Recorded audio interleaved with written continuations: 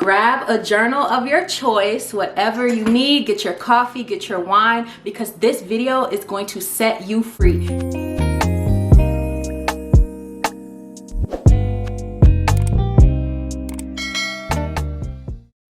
Alright, what's up YouTube? Tiana here, back with another video, and as you can tell by today's title, I'm going to be discussing how to reinvent yourself. So if you're new to my channel, my name is Tiana, and I have moved across the country 3 times following my career. I left my toxic work environment, and now by 25, I'm able to say I work for my dream company. So I just want to provide some tips to help others and know that you can strive for any career in any life that you desire, and I'm going to give you 5 easy tips on how to achieve that no matter what career you have. Now, the timeline may be different, but I'm here to tell you, following these steps will put you in the right direction and you will be at your dream company in no time. So, first things first, I need you to write down your goals. I wrote down my goals, and my goal was to be at a company that I enjoyed coming to the workplace. They respect me at the workplace and they want to see me evolve and be the best person I can be. That is an easy accomplishable goal by doing research, and that's how I started my journey on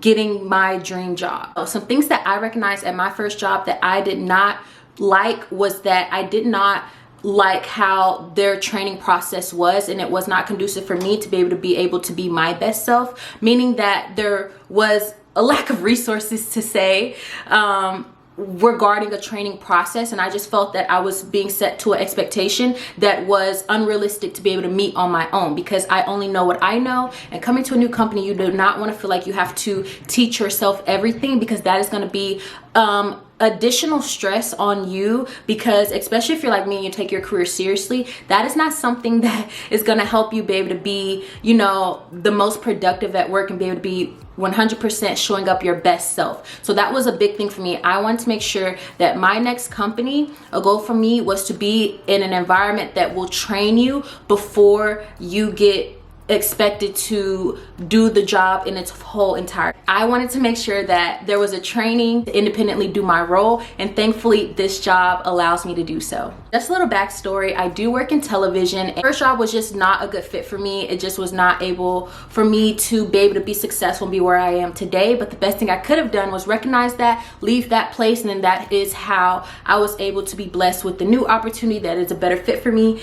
and able for me to be able to feel confident in the work that I do. 2, I want you to create a vision board. So I'm gonna clip a picture of my vision board and I'll break that down after you're able to see it. But basically, my vision board was a 5-year plan. Now, you don't have to do a 5-year plan, you can do a 1-year plan. I actually suggest a 1-year plan for your vision board, because that's something that you can tackle right now, and that's like not, you know, biting off too much in the beginning. Like, I really want this to be something that you can kind of take action now. So I suggest to do a 365-day vision board so that you can achieve these goals, make sure they're measurable, and you can see where you're going and track your progress. So we're gonna Google resume examples in the respective field that you want to branch into. So of course, me being in television and me wanting to work as a media producer, graphic design, digital media, I Googled those resumes to know what are my peers, also what is the structure of their resume. Now, I do not suggest comparing yourself as far as your educational background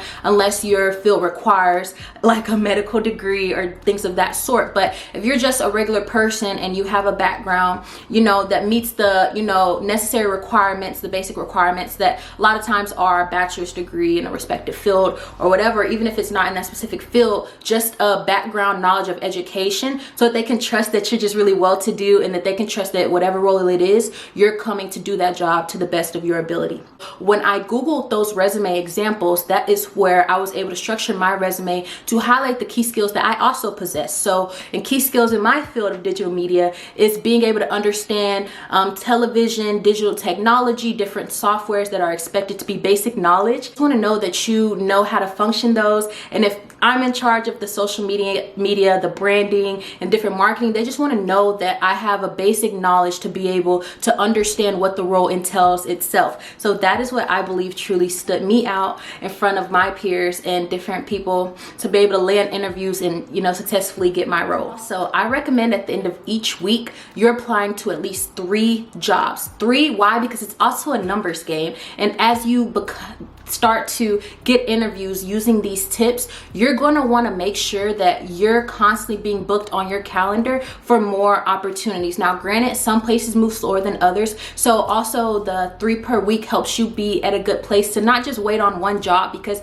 it could take 30 days, it could take 8 weeks. It depends on how large the company is, how what season it's in, if it's near the holidays, what priority level it is, how soon they want the role filled, what are the expectations with the role. And typically, if you have a role that is your dream job and with much responsibility, it's not a fast process, and there's typically about 3 rounds of interviews. So while you're applying to many different opportunities that align with what you want your career to be and where you want it to go, I suggest three applications each week, and it's doing the work for you. So as you're applying and then, you know, checking your email consistently, then it's like, oh, I would see I have a new interview coming up, and then I align it with my schedule, and then it's like that also keeps you motivated, because also when you're looking at your goals that you've written down, after you're looking at your vision board and you start seeing interviews flow in, it's like, okay, this is exactly what Tiana was talking about. It's gonna happen, and it's all just comes with the patience and having a strategy. That's how people are mostly successful in any respective field, is having a strategy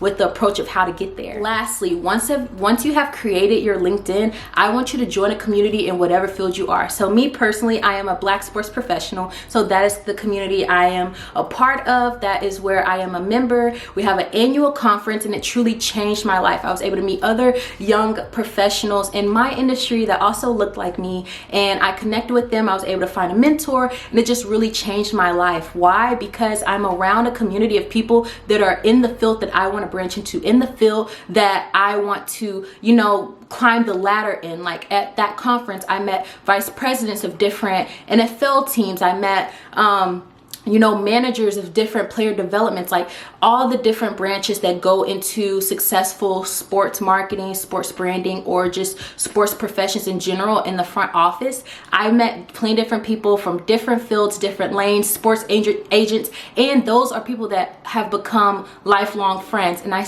emphasize that because building that community and finding people with your interests, they can also help you get to where you want to be. Sometimes it's not always what you know, it's who you know or who knows you. So keep that in mind once you're in that community. And it may be intimidating in the beginning, because there are, like, as a Black sports professional, there are over 20,000 members, and we have a community nationally and a little internationally. But it's like, when you have that vision board, I keep emphasizing, and you see how big your goals are, they become more reachable and realistic when you put in the work. And once you start having this strategy to see, okay, this is feasible, I can do this, and that is what has worked for me. Say thank you for watching this YouTube video and staying tuned all the way to the end. I really appreciate it. And with my content, I just want to make sure young professionals feel confident and know that they can achieve any life that they desire to have. They just have to have a strategy. So I want to give more tidbits and tips of what helped me and overcome a lot of the obstacles and adversities that led me here. So